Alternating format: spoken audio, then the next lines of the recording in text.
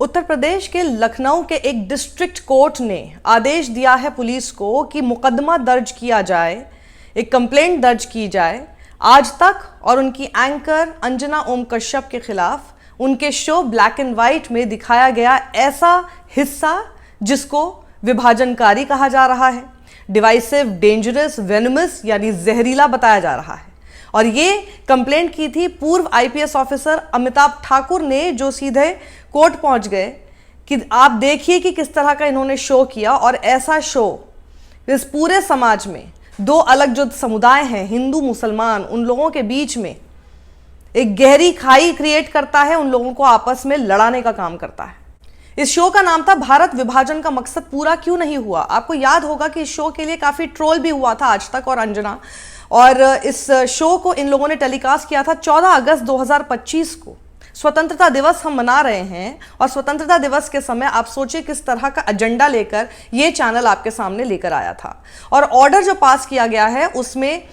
जो कंप्लेंट की है वो farmer IPS officer Amitabh Thakur ने की और उन्होंने सीधा आरोप ये लगाया कि ये कंप्लीटली अनवारंटेड था, इसकी ज़रूरत नहीं थी शो की, और ये बहुत ही पुअर टेस्ट में बनाया गया था, जिसका सीधा सीधा सिर्फ एक ही मकसद दिखाई देता है कि दो कम्युनिटीज़ के बीच में दीवार खड़ी कर देना। The programme is hugely venomous, उन्होंने कहा, उनकी जो प्ली है उसमें यह कहा गया कि ये जो प्रोग्राम था ये बहुत ज़्यादा बड़े लेवल पर जहरीला था, डिस्ट्रक्टिव था, ये डेंजरस था, खतरनाक और साथ ही विभाजनकारी, ये डिवाइड करता है हमारी सोसाइटी को। इट इज कंप्लीटली अगेंस्ट ये पूरा नेशनल इंटीग्रेशन जो होना चाहिए, बल्कि हमें तो देश में लोगों को एक साथ जोड़ने का काम जो करना चाहिए, ये बिल्कुल उसके विरुद्ध था। और साथ ही इसमें जो फैक्ट्स, जो तथ्य के नाम पर आपके सामने चीजें बताई गई, वो इस तरह से, इस ढंग से बताई गई कि उससे सोसाइटी में लोगों के अंदर अलग अलग तरीके के ऐसे इमोशंस पैदा हों जिससे कि वो भड़कें। Purpose of the programme is clearly nefarious, और इनका जो मकसद था वो क्या था, कितना नेगेटिव था और किस तरह की कोशिश करने का था, वो साफ देखा जा सकता है। इस प्ली में ये दावा किया गया कि जो प्रोग्राम था वो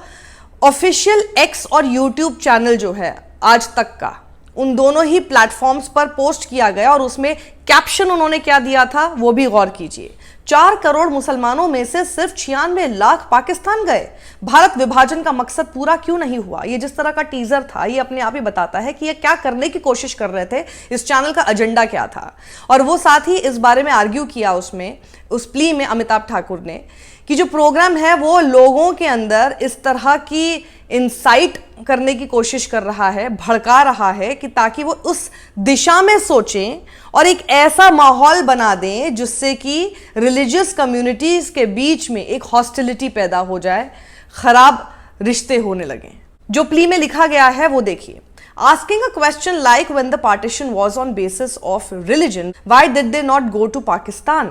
मतलब इस तरह का सवाल ही पूछना कि जब धर्म के आधार पर ही विभाजन हुआ हमारे देश का, तो फिर ये लोग पाकिस्तान क्यों नहीं गए और भारत में ही क्यों रह गए। इस तरह का सवाल खड़ा करना ही बिल्कुल वैसा ही है जैसे कि आप मुसलमानों से सवाल कर रहे हैं कि वो यहां पर हैं ही क्यों, और फिर making the intolerant persons of the other community start thinking in the same manner. और जो दूसरी कम्युनिटी है जिसमें बहुत ही असहिष्णु लोग भी हैं, उनको ये बेसिकली उस दिशा में सोचने के लिए मजबूर कर रहे हैं, क्योंकि वो तो बहुत जल्दी उस पूरे एजेंडे में गिरेंगे,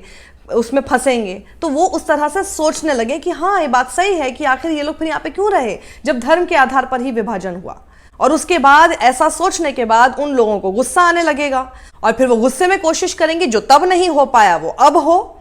as if making a historical correction, जैसे कि ऐसा करना किसी इतिहास में की गई कोई बहुत बड़ी गलती को ठीक करने जैसा हो। तो तब नहीं हो पाया और वो अपने जो ना उत्तेजना में उसको आज करने की कोशिश कर सकते हैं। ये उन्होंने अपनी प्ली में आर्ग्यू किया है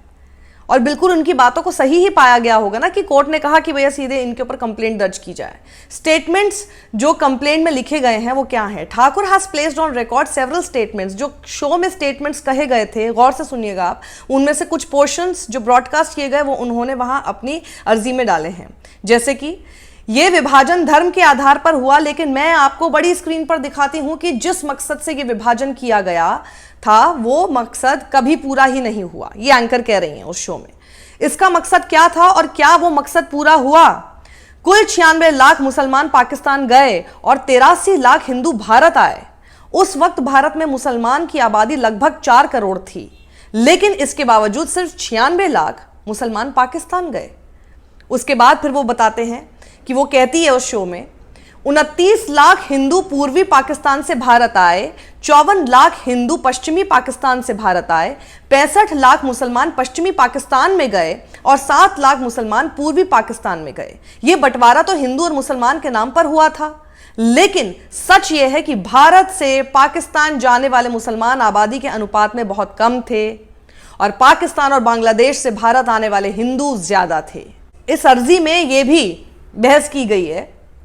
कि इस तरह के जो वाक्य फ्रेम किए गए, बनाए गए आपके सामने, इनसे प्रोवोक करने की कोशिश हुई उन इंटॉलरेंट पर्संस को, जो असहिष्णु लोग हैं उन लोगों को, कि ताकि वो एक इतिहास में करेक्शन के नाम पे, हिस्टोरिकल करेक्शन के नाम पे कुछ आज कर बैठे। आगे अमिताभ ठाकुर ने यह आरोप भी लगाया कि जो प्रोग्राम था वो प्रोवोकेटिव था, वो भड़काऊ था, वो खतरनाक था और हिस्टेरिकल था in nature and irresponsibly raises a sensitive historical event। और इतिहास की बेहद ही संवेदनशील कड़ी, संवेदनशील घटना को बेहद ही गैर जिम्मेदाराना तरीके से इसमें उठाया गया है। आगे वो अपनी प्ली में कहते हैं what is even more objectionable, इसमें और भी ज्यादा आपत्तिजनक क्या है, वो ये कि programme is also historically incorrect, कि मतलब इसमें तो फैक्ट भी आपके सामने पूरी तरह से सही नहीं है, इसमें भी इतिहास अगर देखा जाए उसके हिसाब से बहुत सारी चीजें गलत आपको बताई गई। क्योंकि it is known to one and all that while the people who strove for Pakistan called it a nation of the Muslims, यानी कि जो लोग पाकिस्तान बनाना चाहते थे वो उसको मुसलमानों का देश मान रहे थे। The people and leaders of India, जो भारत के लोग थे और भारत के जो नेता थे, उन्होंने ये फैसला किया था उस समय पर भी जब धर्म के नाम पर विभाजन हुआ, पाकिस्तान का जरूर, लेकिन भारत जो है वो एक रिलीजन के आधार पर नहीं चलेगा और वो एक ऐसा नेशन होगा, एक ऐसा देश होगा जिसमें सभी धर्म शामिल होंगे। तो आप जो बात कह रहे हो अपने शो में वो तो बेसिकली फैक्चुअली भी इनकरेक्ट है, वो इतिहास को भी सही तरीके से आपके सामने प्रेजेंट नहीं करती। कंप्लेंट में ये साफ तौर पर असर्ट किया गया है that the broadcast falls squarely within the offences defined under. अब आप सोचिए बीएनएस की कौन कौन सी धाराओं में अमिताभ ठाकुर ने इन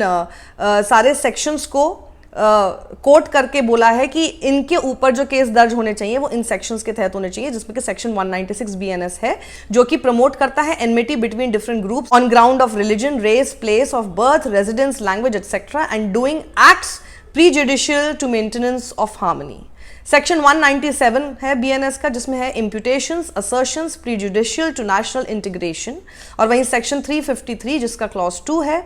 बीएनएस का, जो कहता है स्टेटमेंट्स कंड्यूसिंग टू पब्लिक मिसचिफ। और वहीं इस प्ली में यह भी कहा गया है कि वो लखनऊ के गोमती नगर के एसएचओ तक पहुंचे थे अपनी ये प्रेयर लेकर, अपनी ये कंप्लेंट लेकर, ताकि वो एफआईआर रजिस्टर कर सकें। लेकिन उनका कहना है कि उन्होंने लेकिन तब भी तय ये किया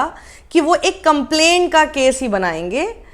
जिससे कि ये साफ दिखाई देता है कि कितना पुलिस का इन्फ्लुएंस है in the favour of respondents, यानी इस तरह जिसको हम नोएडा चैनल्स कहते हैं, गोदी मीडिया कहते हैं, इनके फेवर में पुलिस का कितना ज़्यादा एक नेक्सस है कि इतनी भड़काऊ बातें, इतनी डेंजरस बातें कहने के बाद भी वो एफआईआर नहीं रजिस्टर हुई, लेकिन उन्होंने सिर्फ एक उसको कंप्लेंट केस बना दिया। आप इस वीडियो को ज़्यादा लोगों तक पहुंचाइए, हो सकता है उन सभी लोगों ने ये शो आज तक का देखा होगा, जो कि बेहद ही पुअर टेस्ट में था। ये बात बिल्कुल फैक्ट है, ये सिर्फ अमिताभ ठाकुर जाकर कोर्ट में नहीं बोल रहे थे, लेकिन जितनी सेन वॉइसेस हैं जो लोग समझते हैं कि देश में आपस में एक दूसरे के साथ मिलजुल कर अच्छे से शांति से रहने का मतलब क्या होता है और देश में भड़काऊ बातें नहीं होनी चाहिए, वो सब समझ रहे थे और सब लोग उसी वक्त आज तक को भी, एंकर को भी कॉल आउट कर रहे थे। तो ऐसा नहीं है कि ये अचानक से वहां पर चलेगा और किसी ने इस बात को नोटिस ही नहीं किया। ये एक्चुअल में शो बेहद प्रॉब्लमैटिक था। इस वीडियो को ज्यादा लोगों तक पहुंचाइए। सत्यमेव जयते।